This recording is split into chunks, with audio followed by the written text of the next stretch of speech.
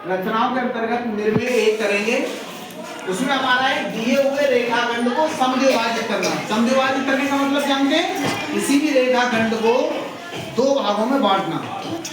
समझ में आ गया? कोई रेखाखंड दिया है जैसे 8 सेंटीमीटर का है तो उसको कितने में बांटना है? 4 में। 4 सेंटीमीटर का है तो उसके कितने भागों में बांटना है? 2 सेंटीमीटर के 2 भाग हो जाएंगे। 10 सेंटीमीटर का है तो कितने भाग हो जाएंगे? 5 के 2 भाग। ठीक है ना? इसी तरह से हम कोई रेखा खींचेंगे। समझ में आ गया? तो सबसे पहले हम रेखा खींचते हैं। हमारे पास पैमाना होगा, उस पैमाने की सहायता से हम रेखा खींच लेंगे। मान लीजिए हमने कोई ये रेखा खींचनी है, हमने ये नाप करके रेखा खींच लेंगे पैमाने से। आप क्या करेंगे?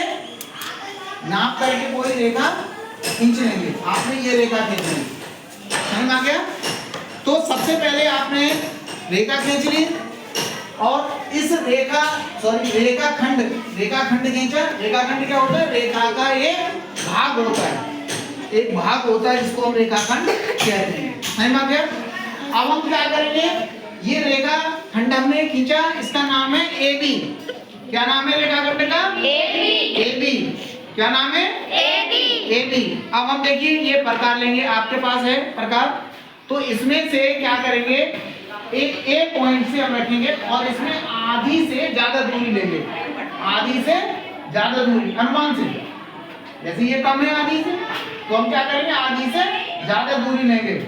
समझ में आ गया? क्या लेंगे?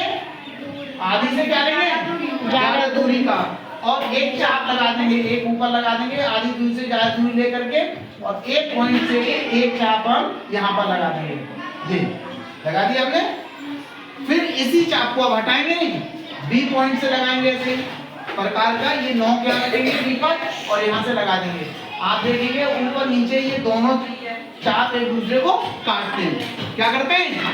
काटते हैं। इन कटे हुए को हम EF मान लेंगे। क्या मान लेंगे? E और F बिंदु।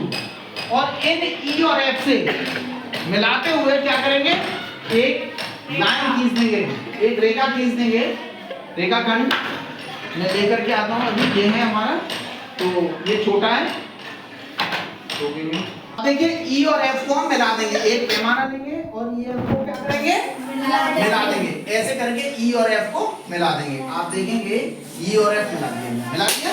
ये बिंदु क्या है हमारा? M। आप नापेंगे जब इसको दोनों को, जब अपने पैमाने से रख के नापेंगे तो आपको मालूम पड़ेगा यहाँ से AM बराबर किसके होगा?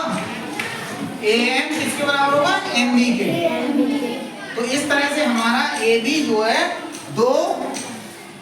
AB रेखाखंड दो बराबर भागों में AM और MB में विभाजित हो गया। ठीक है, समझ में आ गया? तो अब आप किस पर बनाएंगे? अपनी कॉपी पर। ठीक।